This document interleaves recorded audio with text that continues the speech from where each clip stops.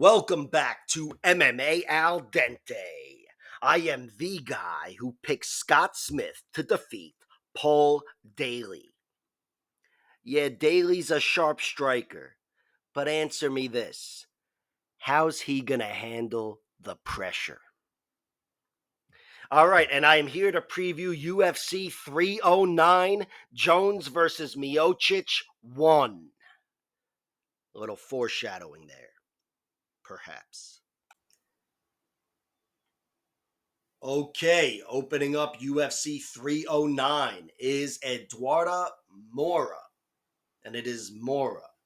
I really wanted to call her Moura, but the UFC commentators went with Moura, so we'll stick with that. And she is taking on Veronica Hardy, who I really want to call Veronica my last name. But Dan Hardy beat me to it, so here I am jerking off into a sock. Not right now. Although you can't see me. What do you know? Maybe I'm doing it right now. Anyway, my prediction for this fight is Veronica Hardy wins by decision. And I'm not too confident in that prediction. I do think Veronica Hardy should win. I think she's a really skilled fighter. But I don't know exactly what to make of Eduardo Moura overall as a fighter. I haven't seen her lose enough. And also, I don't know what to make of her as a flyweight, which she is moving up in weight here after missing weight in her last two fights. And that's part of the reason I'm picking Hardy. Even though I don't know what to make of Moura at flyweight, I know what to make of Hardy. And for such an incredibly skilled fighter and versatile girl, she's lost mainly due to physicality. Uh, Athleticism and leverage factored into that, but her size has cost her. And she also lost to Jillian Robertson. But Veronica Hardy theoretically will have those disadvantages or whatever, that those weaknesses minimized because Moura is moving up in weight. I say theoretically again because I don't know how Mora's going to look at flyweight, and she's such a dominant top game fighter like Jailton Almeida, where the move up in weight might translate well for her, like it did for him. Even though he's got to worry about an extra 60 pounds as opposed to just 10. But look, she was nearly at strawweight a few months ago. She weighed in half a pound over the strawweight limit, so she's definitely not going to be overwhelming Hardy like those fighters that are closer to the bantamweight end of the spectrum there. And I favor Hardy's to win on skills. I think Hardy is definitely better on the feet.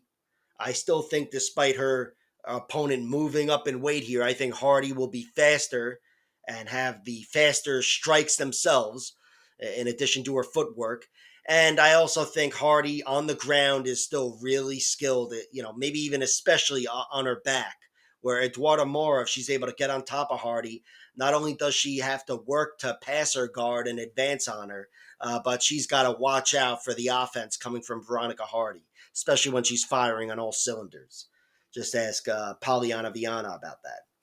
But look, Eduardo Mora's got a scary record. It's 10-1, and she's finished 9 of her 10 victories. She's a monster on top, and we've already seen it inside the octagon.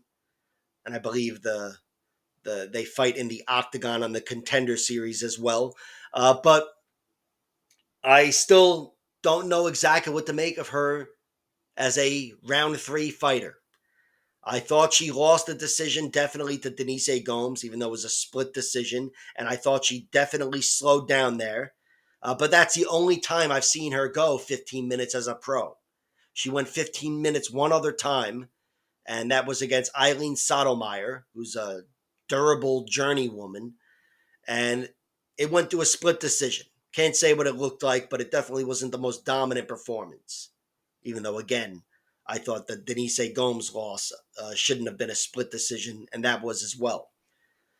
But I did see her go the distance as an amateur, and, it's just a 9-minute fight, so I don't know exactly what to make of it, but she did slow down there, and even though it's an amateur fight way back in her amateur career, it's still just 3 years ago, like almost to the day, 3 years and 2 days or whatever. So maybe a little longer than that. But she's definitely just getting going here, and I don't think she's got enough of that third round, round three experience, certainly not in a competitive fight, to know exactly what to make of her. And I think Hardy, I would give the edge in cardio.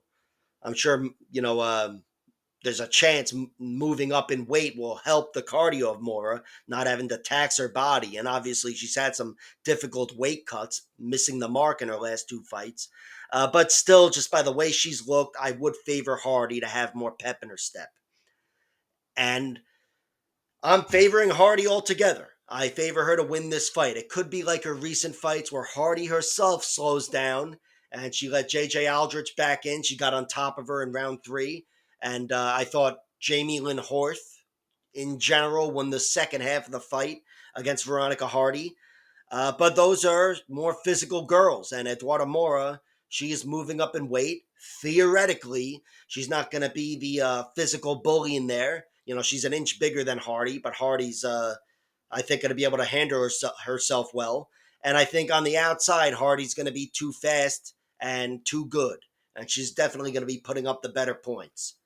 So I got Hardy winning by decision. Can't tell you exactly what it would look like. Against most fighters, I'd pick her to win rounds 1 and 2 and lose round 3 or slow down a little bit. That might be the case here. It might be the opposite. But I think Hardy's got the skill set, the skills advantage on her side, and I'm picking her to beat Moura by decision. And as for the bet, I'll wait to see if there's any way to play this. But I think in general, I'm too scared. Next up, we have Basil Hafez taking on Oban Elliott. My prediction for this fight is Oban Elliott wins by decision. And my confidence in that pick is pretty high. I think Oban should win. And of course, if he does win, on paper anyway, it's got to be by decision. Basil Hafez is incredibly durable. He's never been finished. And there's no better showcase of his durability and all of his traits than his loss on very short notice to Jack Della Maddalena, which was still a split decision. But I think Oban Elliott, too, has turned into a good point fighter. I mean, he's a guy who's got 11 wins, 5 of them by finish, 6 of them by decision. And those 6 wins, those 6 decisions, come in his last 6 fights. So things are certainly trending that way for Oban Elliott. And that's a good look for him because even though he only lost twice and they're to very good fighters and they're early in his career, both of those losses are down the stretch. And they're both by TKO and they took place on the ground. He was overwhelmed. But it definitely spoke to a potential cardio issue there. And for a guy who's won 6 consecutive fights by decision, he's definitely on his way to erasing that memory. Although it's still going to be on his record, so I don't know what the fuck that means.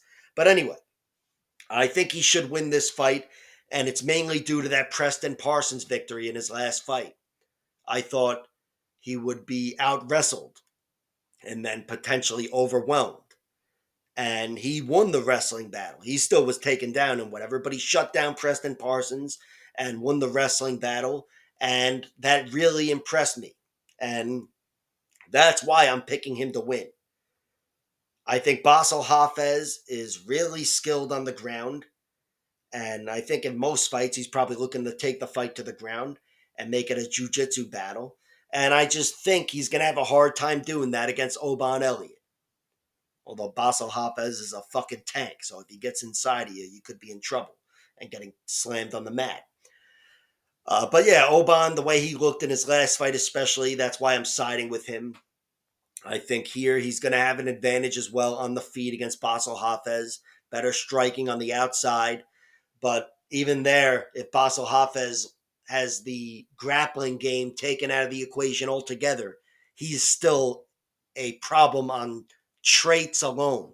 He's not the best striker, but first of all, he's got some decent pop in his punches, more than his record would suggest, even though he got a nice knockout not too long ago in a rematch. But he's relentless. He's durable as all fuck. And yeah, he's got some good cardio and the rest of it as well.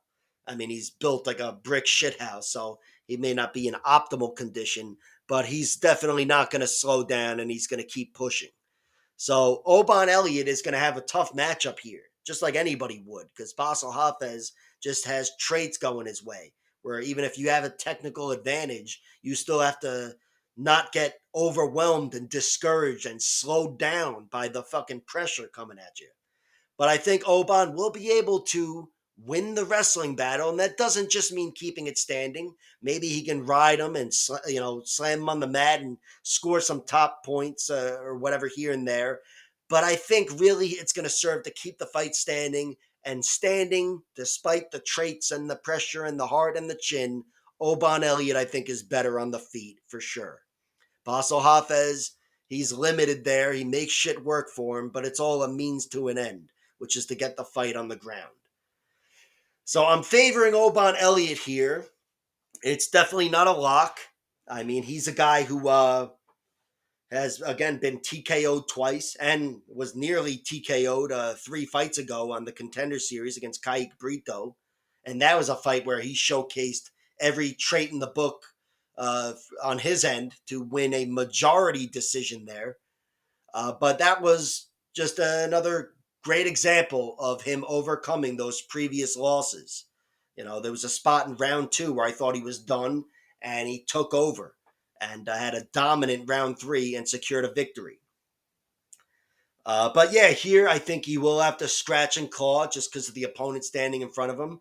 But a guy that's won 6 consecutive fights at various levels of MMA, but still 6 consecutive fights by decision, I'm thinking he'll be the 5th guy to outpoint Basil Hafez. And that is the prediction. Oban Elliott by decision. And I will wait for the props because, of course, you got to trust the durability of Basil Hafez. Next up, we have Ramiz Brahimaj taking on McGhee. My prediction for this fight is Ramiz Brahimaj wins. And I'll go with him winning by decision because I'm a dumbass. But really, when you look at his record, he's got 10 wins. All 10 are by submission, 9 of which come in round 1. And then there's this other one in round 2 over former UFC fighter William Macario. So a submission definitely wouldn't surprise me. But I guess the basis for the prediction is that most of Mickey Gall's losses are by decision, and he's a jiu-jitsu guy first and foremost who has not yet been submitted. Although his loss to Diego Sanchez was definitely due to jiu-jitsu. Jiu-jitsu combined with cardio and whatever illness or food poisoning or whatever Mickey Gall said he had going on that day. But yeah, anyway, I think Ramiz Brahimaj wins the wrestling battle here, and whatever happens after that wouldn't totally surprise me. But I think it helps him win this fight. That's no lock. Mickey Gall's really in the same ballpark as Ramiz Brahimaj. The majority, almost all of his wins are by submission as well. These are both rear naked choke guys. They've got other submissions, of course, but they want to get on top of you, take your back, and strangle you. And Mickey Gall also has height and reach on his side in this fight, 4 inches or whatever, and a few inches of reach. And his striking looks like it's been coming along. We saw him fight for the only time in the last 2 years against Basil Hafez. And a good amount of that was standing. And I thought Mickey Gall looked as sharp as he's ever looked there. And he arguably could have won that fight. And I bet on him to win by decision at plus 800. So that hurt my fucking soul. But anyway, he lost that fight. And some valuable points that were scored there were him being taken down. And I think Brahimaj is going to be able to get in on his hips and take him down. Gall, he was knocked out against Mike Malott. I have to mention that, but I don't think that's too big of a factor here. And I may as well mention Ramiz Brahimaj, his one TKO loss was a doctor stoppage. So not much of a factor there. And that was against Max Griffin in, I believe, his UFC debut. But yeah, even outside the UFC, Ramiz Brahimaj, he's got nothing but tough losses against good fighters. And he hasn't been legitimately finished yet. And I would favor him to survive any offense from Mickey Gall. So yeah, neither guy is the most established fighter. Again, I haven't seen Ramiz Brahimaj win a fight that went past round 2. He's never won by decision, and he's only won once that went past round one. So he's definitely not the most trustworthy guy here. But Mickey Gall, despite having a lot of losses over against excellent fighters in the UFC and having a really deceptive record, I still think everybody he's beaten is somebody Ramiz Brahimaj could beat. And I still think everybody who's beaten Ramiz Brahimaj could have beaten Mickey Gall. Especially the losses in the UFC. But again, the losses outside the UFC were to good fighters as well. So I'm picking Brahimaj to win. I think he's going to be able to get in on Mickey Gall and get that wrestling battle won. And if he's able to go through him quickly or even down the stretch like Diego did, but get a finish on the ground, that's good. And if not, I still think he's going to be able to control Mickey Gall for the majority of the fight. And Mickey Gall may have more going on the feet, but Brahimaj, again, there's no real doubt with him there either.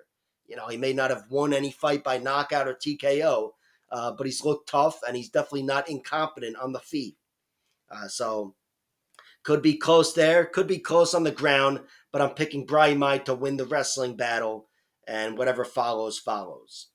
I have bet on him because he's an underdog, and of course I'll wait for the props, but again, tough to gauge exactly how Gall will lose this fight, how anybody would lose this fight. They're both top game monsters, and neither one of them has been submitted. So I favor Brahimaj. I've bet on him already, and I'll wait to see if there's any other way to go. Next up, we have Marcin Tybura versus Jonathan Diniz. My prediction for this one is Tybura wins, and I'll go with him winning by submission in round two. But I really couldn't tell you how he would win. But I know whether it's a TKO, a submission, or a decision, it's going to be with him taking the fight to the mat.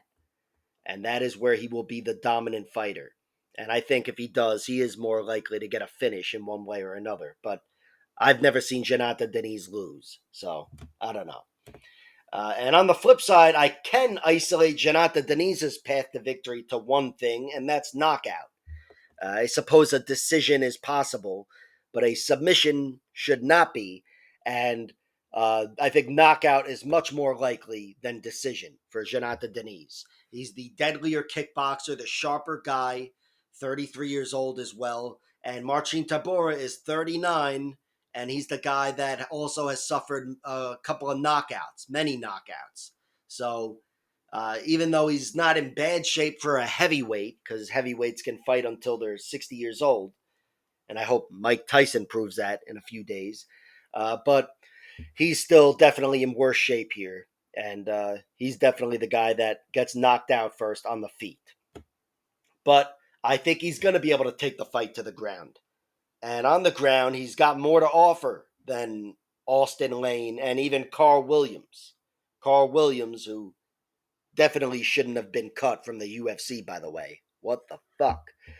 But that guy might have a better wrestling, better takedowns than Marcin Tybura, but Tybura's got more to offer on the ground, and I think he can make you more tired. He's definitely not going to have only one takedown in him like Austin Lane, unless the takedown defense and the get-up skills of Jonathan Diniz are really that good.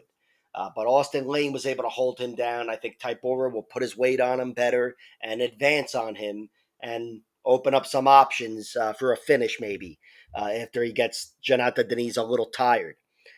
Tybura, he is a finisher on top, whether it's TKO or submission.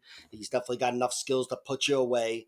And while Jonathan Diniz, I've never seen him lose, and I don't know exactly how good or bad his ground game is. The estimation is it's a lot worse than Marcin Tybura's.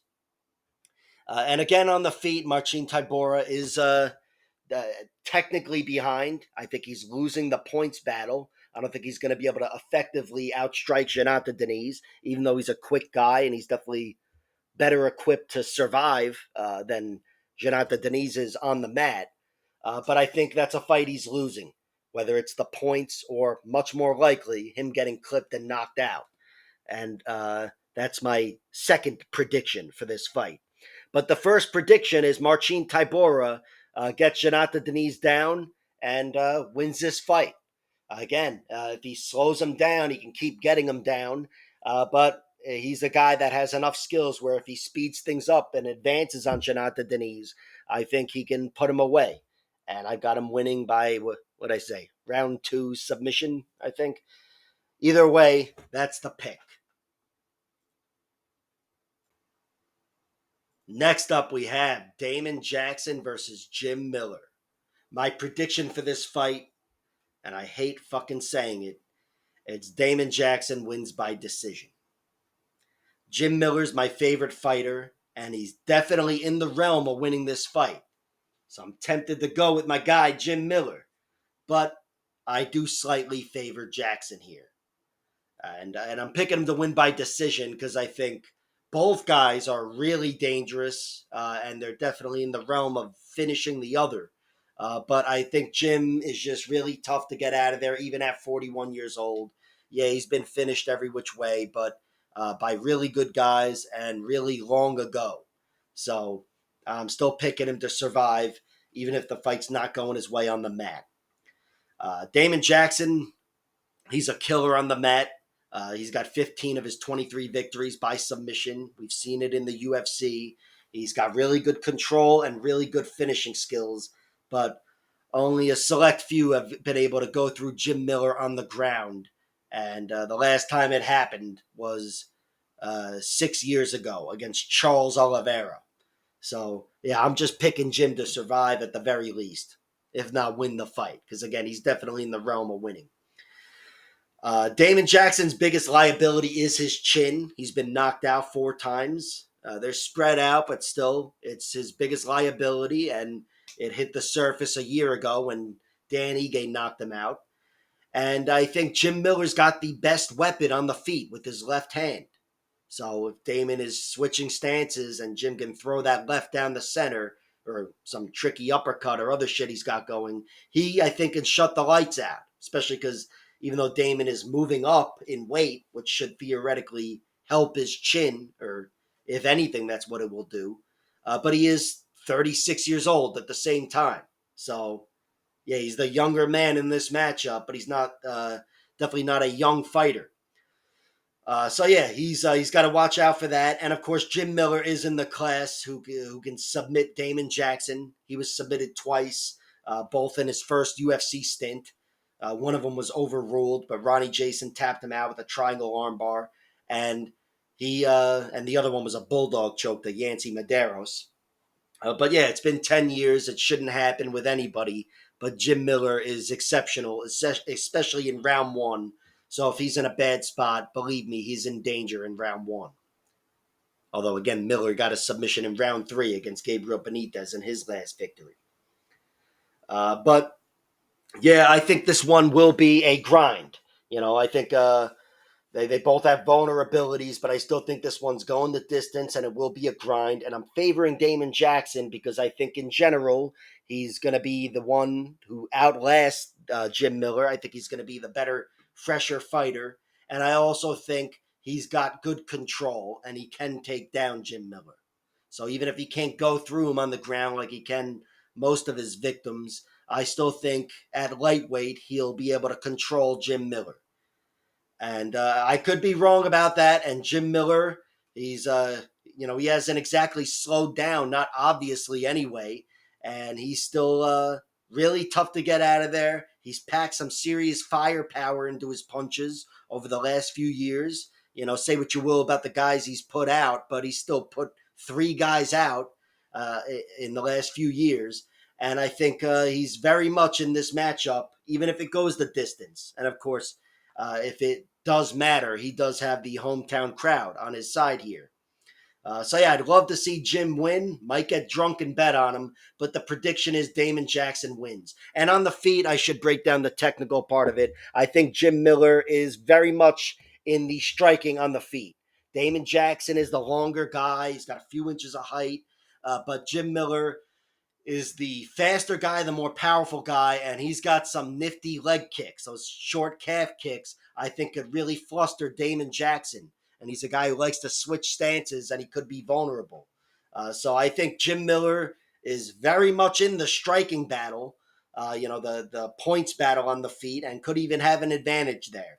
But I still do slightly favor Damon Jackson overall because I do think he'll be able to get in and take down Jim Miller and rack up control points.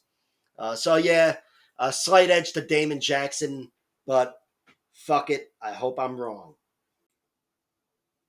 Next up, we have Eric, ya boy Anders versus Chris, that's still my boy Weidman. My prediction for this fight is Chris Weidman wins, and I'll go with him winning by decision. And the basis for the prediction is that I don't know. I don't really have an answer for you on that one. But I'm going with him to win because I'd love to see him win at Madison Square Garden. Then again, I'd love to see Jim Miller win, and I picked against him. So I don't know. But look, a slight favor towards Chris Weidman because if everything goes right and he's standing on two legs at the end of the fight and his chin holds up, I think he's still a problem for a lot of middleweights, and that does include Eric Anders. Eric Anders is very healthy for a 37-year-old. He's only been knocked out once and submitted once in a fight to the death against Thiago Santos and the armbar that got Jacare from Andre Muniz. So even though Chris Weidman's incredibly dangerous himself, I still don't think he's going to be putting away Eric Anders unless Anders has fallen off a cliff. But I do think he can outpoint Eric Anders. Chris Weidman really impressed me in his last win. I know he didn't impress really anybody else, but I was impressed with how he's able to take it to Bruno Silva and how he was able to take it from Bruno Silva as well. Bruno Silva, if you can say one thing about him, he is dangerous. That's his top trait. And he clipped Weidman a few times, and Weidman's answer was to clip him back. I'm not saying his chin is healed. He's never going to be knocked out again. Because, again, I've seen him knocked out 4 times and have his leg broken. And, of course, that streak began 10 years ago. So there's just too much doubt to be that faithful in Chris Weidman with my money. But I am still picking him to win. I think he can be that grinder. I look at his losses and say, every one of those guys is better than Eric Anders. No offense. And I look at Eric Anders' wins and say, yeah, Chris Weidman could have beaten any one of those guys. And he could have. And he still could today. Anders, like I said, he's healthy. And he's no stranger to a hard 15-minute fight. So it's not like he's going to slow down or whatever, and Chris is going to pull away with this one. But I still think Chris Weidman, if he's able to stand up to the power of Eric Anders, which that left hand is the biggest weapon in this matchup, no doubt. And if anybody's getting knocked out, it is Weidman. But if he's able to not get knocked out, I think Weidman puts up the better points. I still think he's an incredible grappler and a wrestler first, which should fend off attacks from Eric Anders and maybe help him slow the fight down by ripping Anders to the mat. And on the feet, I still think Chris Weidman is better than Eric Anders. He's less dangerous and less trustworthy and reliable, but I still think Chris Weidman will be able to outpoint Eric Anders and win this one by decision. So Chris Weidman is the pick. Not a lot of confidence in the pick. And of course, I'll look on the other side to see what the knockout line looks like and whatever, because I do think the knockout would come first for Eric Anders as opposed to anything else. Weidman, I'd say, is definitely better with jiu-jitsu, but Anders is a black belt, and Chris Weidman shouldn't be submitting him, and vice versa. It's either a tough grind where I favor Weidman by decision slightly, or if not, I think Anders knocks him out. But I'm going Chris Weidman by decision, and I hope to fucking see it happen. Next up, we have Jonathan Martinez versus Marcus McGhee. My prediction for this fight is Marcus McGhee wins, and I'll go with him winning by knockout in round 2. I just think the fight's going his way. He's likely to finish you. So far, that's been the story of his career. He's got a record of 9-1. The loss I'll get to in a minute, but the wins are all finishes. 8 by knockout and 1 by submission. And where that would typically have me worried about his cardio, and you'd hear me harping on that for the video here, with him it's different. He's a guy who's got 3 victories, 3 of those finishes in round 3, 3 of those finishes in round 2, and the other 3, of course, being in round 1. And we've seen 1 of each in the UFC already. So I don't have any doubt in this guy at all, really, with his cardio. He keeps that power down the stretch, and of course, he got a beautiful finish against Gaston Bolanos, who got a nice victory himself a few days ago. But Marcus McGhee closed the show there with a spinning wheel kick, which he set up with punches. He already had him hurt. But yeah, the guy looks like a real force. He's really athletic, fast and powerful, and a little bigger than Martinez as well. I think he knows he's got to watch out for those leg kicks, and he's with a great camp, the MMA Lab. And I think he's got to mind his P's and Q's, try to be the bully and the faster guy, but not fall into the trap of the kicks from Jonathan Martinez. Because I have no doubt that Jonathan Martinez is looking to slow down Marcus and chop down Marcus and win this fight by decision or leg kick TKO down the stretch. And again, he could be that wall that Marcus runs into.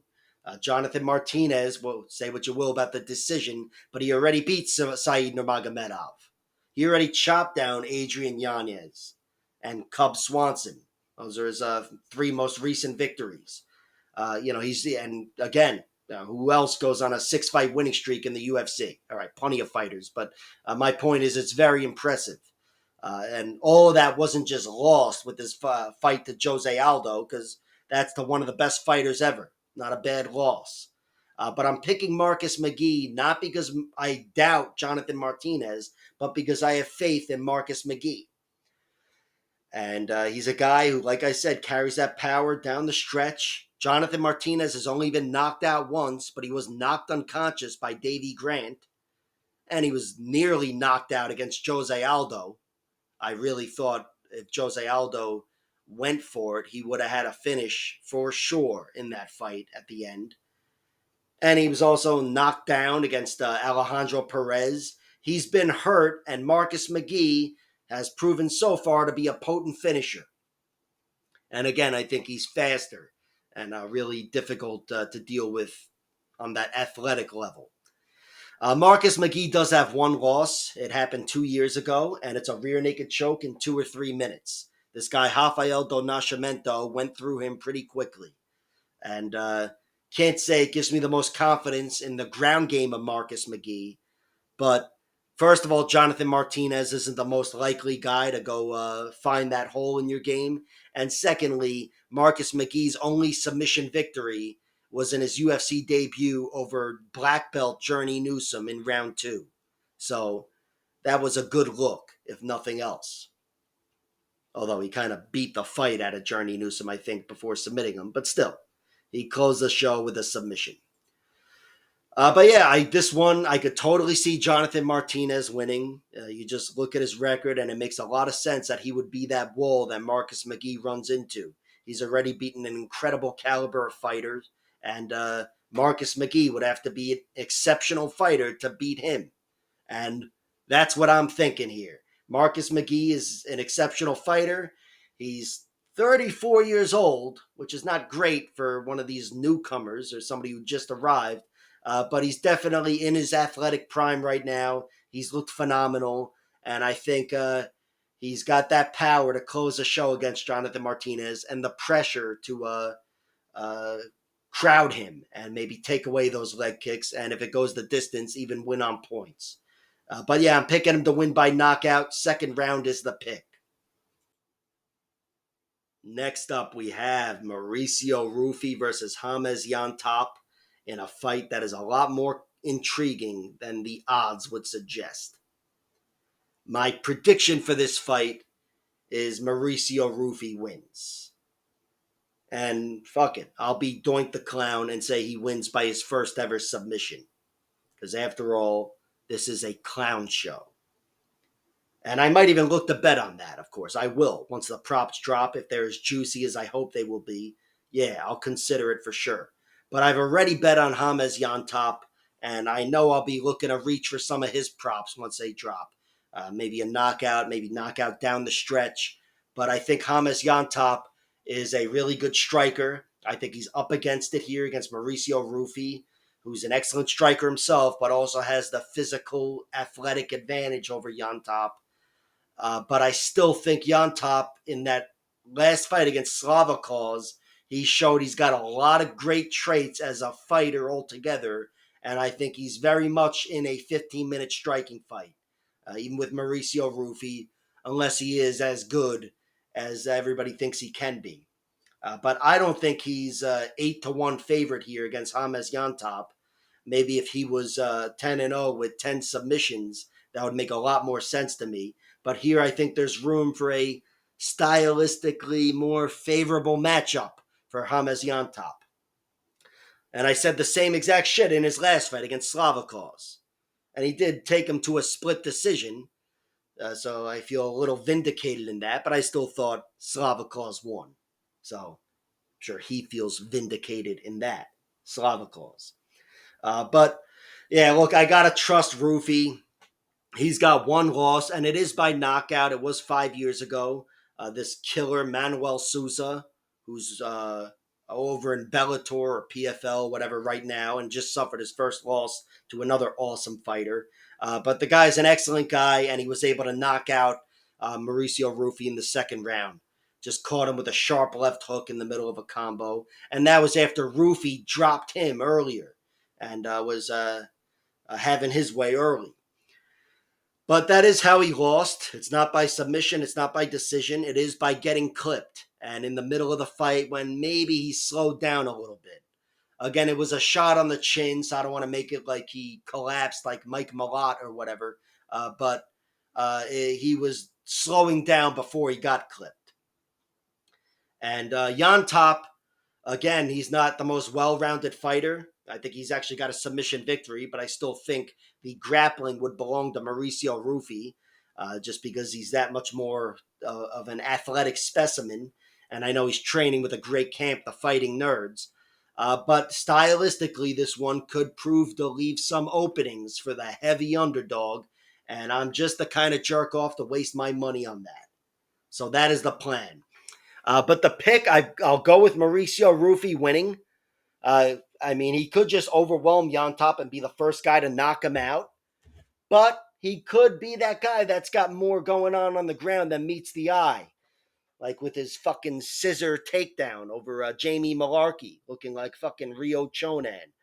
So perhaps there's more than meets the eye. And I don't think there has to be much more than meets the eye for him to submit James Llontop or even just control him on the ground. So in general, I favor Roofie. I think if he goes that route, he's probably going to have an advantage. And on the feet, it sure stands the reason that he would have an advantage because he's looked so fucking good and deadly. But again, I think this one leaves a little bit of room for a stylistical upset and blah, blah, blah, and all the horse shit. And the bets will be going on James Llontop and Mauricio Roofie by reverse triangle choke or whatever the fuck I said before.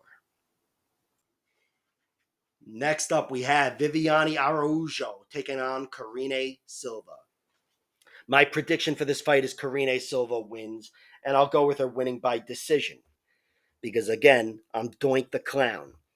But look, her record has 18 victories and she's got 17 finishes, which is fucking astounding. Whether you're a man or a heavyweight or whatever, but certainly for a female flyweight. So this girl is pure danger. Nearly pure danger, and I could never count on her winning a decision. She did win that one decision in her last fight, though, and it was against Ariane Lipski, and I thought that was a great look for her. That's all I wanted to see from this girl, and she showed it there. When Ariane Lipski was having success, she didn't melt, she didn't fade in round 3, and she was able to walk away with a good decision over a very respected fighter. And here I'm picking her to win a decision because I think Viviane Araujo is incredibly durable. She's got one finish loss in her whole career, and that was in her first loss. And it was also to a UFC fighter before Viviane was even in the UFC, Sarah Frota. But after that, we've seen her in the octagon for many years now, and she's only lost to the best. and she's looked really tough to get out of there. Her last loss was the Natalia Silva. She had a tough 5-rounder against Alexa Grasso. She lost recently to Amanda Hebosh. These are all top tier fighters, and Viviane Araujo is able to stand up to their danger always, and in most cases, take a round from them, if not hurt them. And I think here in this matchup, that danger from Karine Silva is the only thing stopping me from betting on Viviane Araujo at plus points, which means she can lose a decision, but she can't get completely shut out. They have plus 7.5 points, plus 5.5 points, whatever. Especially as a chunky underdog, I'd be dying to play that line, but not in this matchup. Because again, the danger from Karine Silva is just so scary. Karine Silva, she's on an incredible streak, but she does have 4 losses. They all come in the first half of her career, thereabout. She was knocked out in round 3 in her debut to this good journey woman, Elaine Albuquerque, or Elaine. She was submitted twice. Submitted to Marina Makhnakina, who's now apparently married to Sergey Spivak, because that's her last name. Maybe I'm wrong about that. And but she got her out of there with a knee bar, and Marina Moroz got her out of there with an arm bar. Of course, she avenged that loss to Marina Moroz last year with a great guillotine choke that she set up from a bad position, but she still showed that danger and that grip and the killer touch, and she was able to get Marina Moroz out of there with a guillotine, which is no easy task at all. Her other loss is by decision. That's her last loss. It's a little over 5 years ago, and it's to Diani Barbosa, who just made it to the UFC a few months ago. Diani was able to outgrind her and out jiu-jitsu her and outlast her, and that was really the story of the fight. Karine was outlasted, and she lost rounds 2 and 3, letting herself get in bad positions. They were in that 50-50 leg lock position for a while and whatever. But yeah, she slowed down, and that was the story of the loss. Since then, though, it's been whatever, a 10-fight winning streak or whatever, the last 5 of which have taken place in the octagon. And that includes her Contender Series victory over Kui Yan, this Chinese wrestler who she was able to neutralize and then guillotine. She was actually having a lot of trouble with the girl in round 1, but she was fending off takedowns and trying to keep her off of her. And then in round 2, the guillotine was there for her when I think Kui Yan didn't think it would be. So yeah, the girl's shown danger, and she hasn't shown it quite in round 3, but she's shown it in round 2. And in round 3 against Lipsky, she didn't collapse. And I've got to side with her here to win this fight. Again, the pick is decision, but I can never trust that. So I've placed a few small bets on, parlays, but that include her money line. And I think that's all I'm doing for this fight until I get drunk and bet on Viviane Araujo by decision. Next up, we have Bo Nickel versus Paul Craig. My prediction for this fight, you already know what I'm going to say. I'm going with Bo Nickel winning by knockout in round 1. Having said that, I've already bet on Paul Craig, and I'll be excited to bet a little bit more on Paul Craig once the props drop. And again, we're talking Craig. Look, Paul Craig is by far the best fighter Bo Nickel's ever fought. It's not even close. And on that level alone, he's worth a shot at plus 650. But on top of that, technically, he's unique. He's got a unique threat. He's unlike any fighter, certainly in the middleweight and light heavyweight divisions, where, yeah, you can say some guys are better grapplers, but Paul Craig is the guard guy. He's got the best guard in the sport in his division. And I think on that alone, technically with jiu-jitsu, I think he could overcome Bo Nickel, perhaps. But certainly if he hurts Bo Nickel, or if anything goes wrong at all for Bo Nickel, the body shot, the calf kick, the poke in the eye, whatever the fuck, the last thing he's going to want to deal with is the spider web known as the guard of Paul Craig. And by the way, I know there is some sort of spider web guard in MMA where you spin around or whatever the fuck. I don't know what that is, but I'm sure Paul Craig knows what that is. And maybe he'll use that to trap Bo Nickel. But yeah, he's just a problem, Paul Craig. I think if something does go wrong, Bo Nickel can find himself drowning pretty quickly. With Cody Brundage, I theorize that if something goes wrong, Cody could pounce on him with a guillotine choke, risk losing position, but try to put him away. And here with Paul Craig, he's got every submission in the book. Really dangerous guy. And I think Bo Nickel will have a lot of trouble dealing with that, whether he's hurt or not. But I'm picking Bo Nickel to win because he's got that wrestling, and I'm envisioning him using that wrestling to keep the fight standing. And I don't think Paul Craig's going to be shooting too many desperate shots. I think he's going to be trying to make Bo Nickel uncomfortable on the feet. But Bo, look, I'm not saying I have too much faith in his striking or even his power, but he's shown enough where I think he's got what it takes to go through the chin of Paul Craig. Paul Craig doesn't have the greatest chin. It's definitely the biggest liability in this matchup, as far as I know. And it certainly doesn't help that he's now about to turn 38 years old, and he's also sucking an extra 20 pounds out of his body compared to what he usually fights at. He dropped down to middleweight last year or whatever. But yeah, he's long in the tooth, as they say. Do they say that? I don't know. But yeah, he's got a lot going against him, and I do think Bo Nickel, even though I don't exactly know what to make of him on the feet, but I think athletically and with the power he's shown, and with what Paul Craig has frankly shown or not shown on the feet, I think Bo Nickel can give him trouble and go through the chin.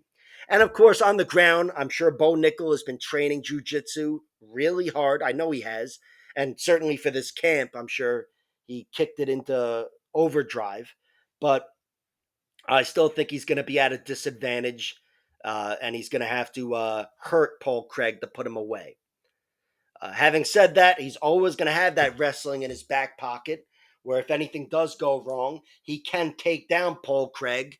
And if he doesn't get caught in a submission immediately, at the very least, he's going to have top position and gravity working for him and his punches.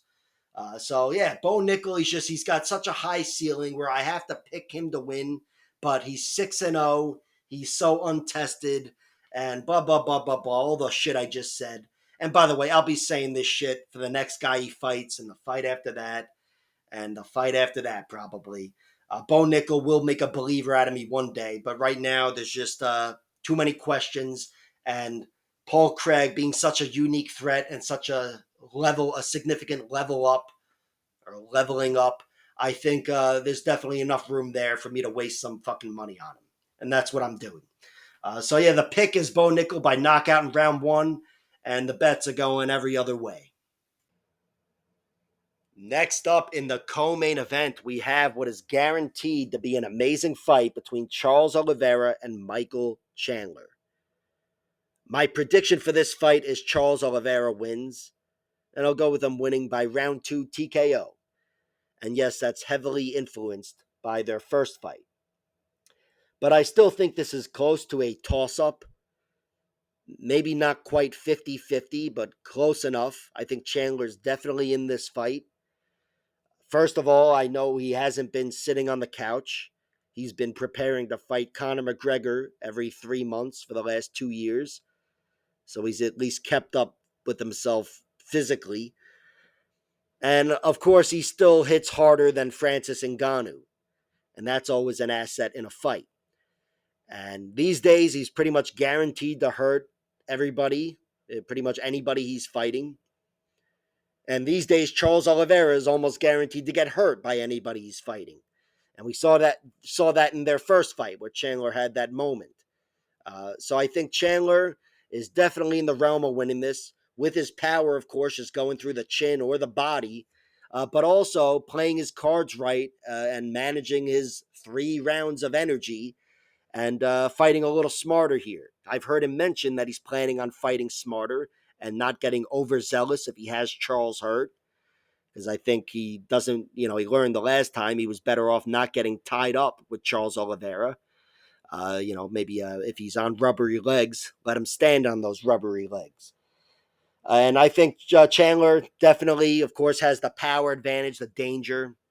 He's got the punch for punch power, but of course, you look at that front kick against Tony Ferguson. If he pulls out any special move like that, it's big trouble for anybody on the receiving end, even fucking Chris Lytle. I don't care how durable you are or were. Michael Chandler has the power to go through you. And look, Charles Oliveira, it's been a while since he's been finished with strikes, even though, again, he's been hurt a bunch lately. But he still has been taken out with strikes quite a few times. The last time was Paul Felder, and that was the only time he was finished in the last 10 years by TKO. Paul ended up surviving a Darce choke or an anaconda, and then I'm talking about surviving for like 4.5 minutes. And then on top of Charles, he ended up pounding him out in round 2. Before that, though, the last legitimate finish over Charles is back in 2012, where Cub Swanson knocked him out. He hurt him to the body, I believe, and then knocked him out, clipped him on the chin. Chandler, of course, can go through your body or your chin. And I thought in their first fight, everything he was throwing in the first minute had a straight right to the body at the end of it. That was plan A for him, I believe. And it's a good plan because Charles has that longer, thinner body and also punch a hole in his fucking chest, as Ray Longo said. It's a great way to not miss. And as far as the submission skills go, I think Charles Oliveira definitely gets the first submission in just about any matchup. Maybe not Islam, I don't know. But Charles Oliveira has excellent submission skills, the best in MMA history, and he would get the first submission in this matchup. But at the same time, he's been submitted a few times himself. And Michael Chandler, I have to say, up until Poirier got him, I thought he was impossible to submit. So he's very difficult to get out of there on the ground. And also, he's underrated offensively. He may not have the cleanest technique, but his submission wins speak for themselves.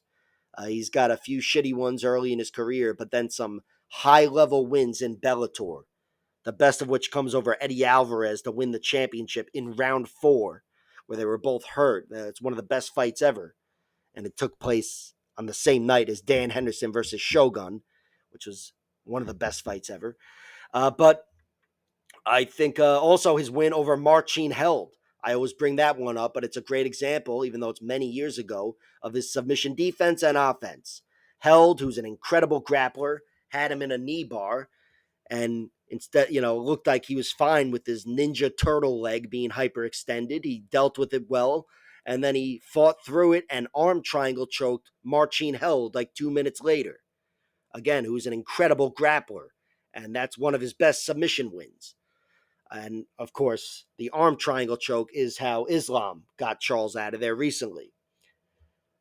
But that is the only recent submission loss for Charles. The last one before that, I think, is Ricardo Lamas. Maybe it was Pettis. I think they were back-to-back fights, but they were many years ago. It's not like he's an easy guy to submit. I just think if shit goes wrong and it's a wild fight and Chandler finds himself in an advantageous position, he could surprise Charles. Of course, I think he tried to surprise him in their first fight with the guillotine choke, and he ended up having his back taken for 3 minutes there. But I think this is a fight between two incredibly dangerous guys, very likely to produce a finish. But I do favor Charles Oliveira because his striking has come a long way. He's an incredibly dangerous guy. He can be a wild guy, but he's dangerous and powerful too. I mean, how he finished Chandler was with a left hook. It was a nice combination or whatever, but it was a punch to the chin that took him out. Not some flying shit, not some crazy front kick like a Tony Ferguson, like a Chandler did on Ferguson, which that could kill Charles Oliveira or fucking a horse probably. So he's got to watch out for that type of shit. But yeah, I think Charles has come a long way with the striking. He's an incredibly dangerous guy.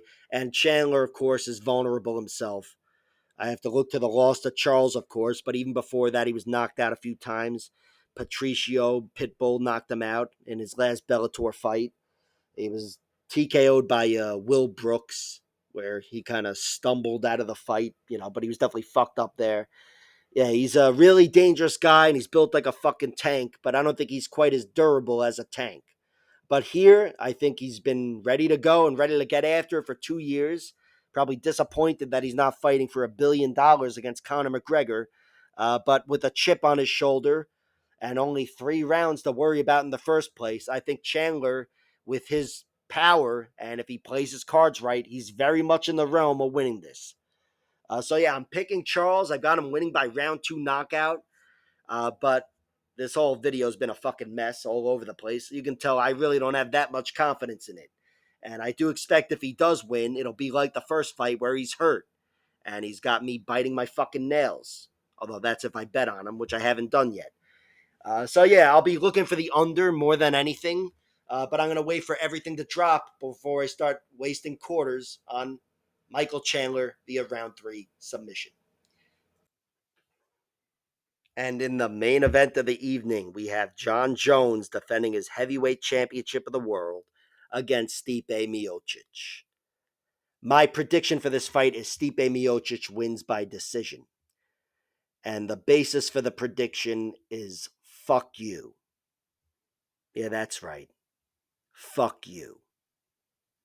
All right, I'm sorry. I got a little defensive there. That's what they call a preemptive attack. See, I envision you calling me a fucking idiot for picking Stipe, and you've certainly got a case there. But again, I'm sorry. Look, I'm picking Stipe to win, and the basis for the prediction is that I always would have picked him to win this fight in their primes. I'm aware there's a lot of shitty circumstances going into this one, but I think there's shitty circumstances for both guys. And I also think the primary liability of Stipe Miocic is his chin. I mean, if they were fighting 6 months after Stipe's last fight, you'd hear me say, okay, this guy is 38 years old and he's been knocked unconscious in 2 of his last 4 fights, even though they were spread out over the course of 7 years because he and Cormier decided to tie up the division for half a fucking decade. But still, I'd be questioning his chin. But I have to say, Jon Jones historically has not been the guy to go through a chin, even if it's fragile. And I've spent the time looking at every time Jon Jones has knocked someone out. He's gotten a few knockouts. The only one in the UFC has been over Cormier, and that was with a head kick, which of course is possible here. But his straight right, which is what he's used to knock out a few guys, it just hasn't been there for him in the UFC. He knocked out Parker Porter before either guy was in the UFC. Knocked out this guy Carlos Eduardo. He knocked out some other guy, and yeah, his straight right's been there for him a few times, but I just can't count on it, even against what I consider to be a fragile chin of Stipe Miocic. And of course, look, Stipe is not fighting 6 months after those knockout losses. He's fighting like 4 years after those knockout losses.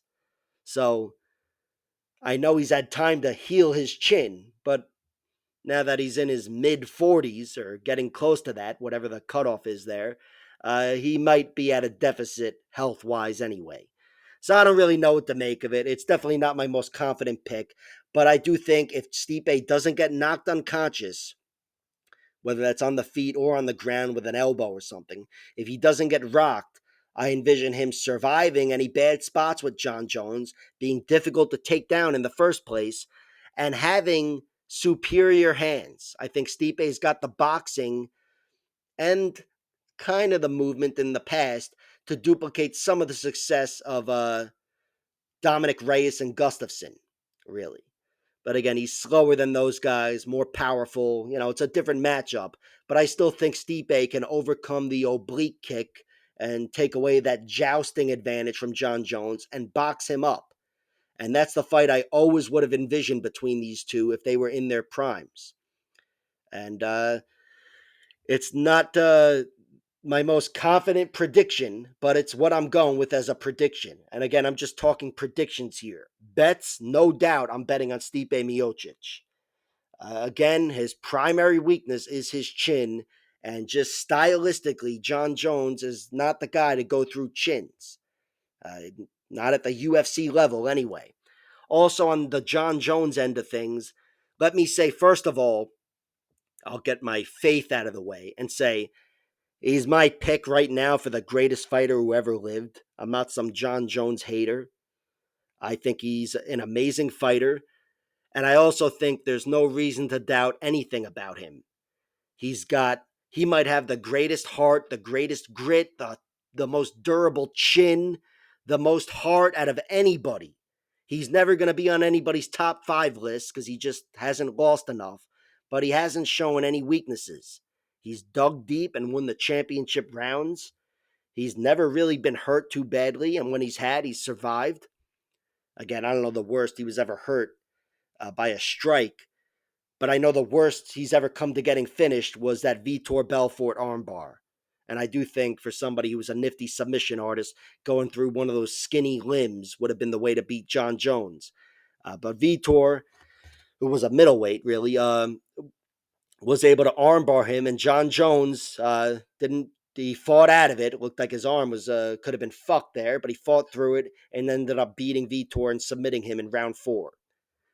He's shown every trait he's needed to show, and no one's been able to best him yet. The closest anyone's come has been Dominic Reyes.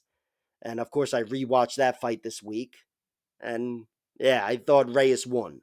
But it's the first time I thought Reyes won. In the past, I thought Jones won. I don't know how they gave him round 2 there. But either way, I think John Jones, there's no real reason to doubt him, and that's why I'm picking him to lose by decision. I think Stipe's definitely got the power to knock him out, but I haven't seen John rocked at all, so I'm picking him to survive. But there's still a lot of doubt with John Jones altogether. I mean, he's looked like shit in his last few fights, aside from the Cyril Gane victory. Cyril Gane, he went through on the ground where he had a big gap. I didn't think he'd be able to handle Cyril Gane like that and get him down in the first place. But he did so in like a minute, and then 30 seconds later, got him out of there with a guillotine.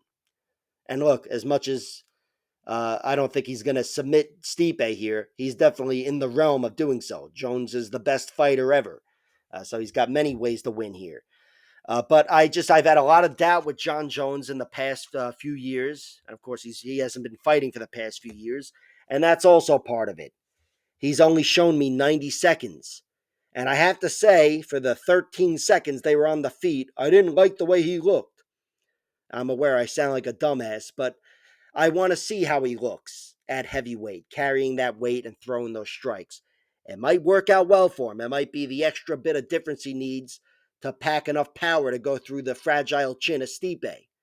Maybe he will do that. And I actually think if he wins, that's how he does win. I think it's the most likely path to victory is Jones knocking Stipe out with something.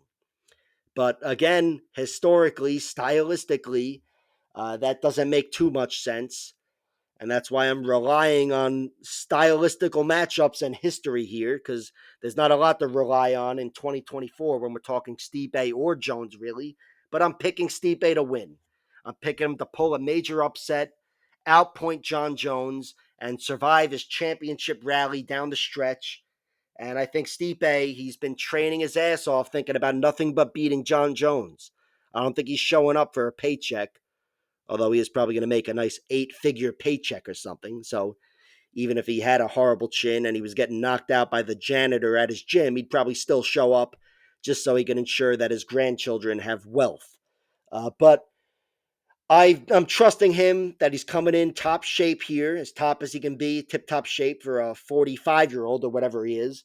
And I'm picking him to pull some George Foreman shit and be the first guy to beat John Jones. But as you know, I'm a jerk off. I wouldn't take my word for it. However, I'd take like $5 maybe and put it on Stipe Miocic, just so you could say you did it. Stipe by decision is the pick. After John Jones knocks him out, that'll be the end of this channel. You'll never hear from me again. And like that, he's gone.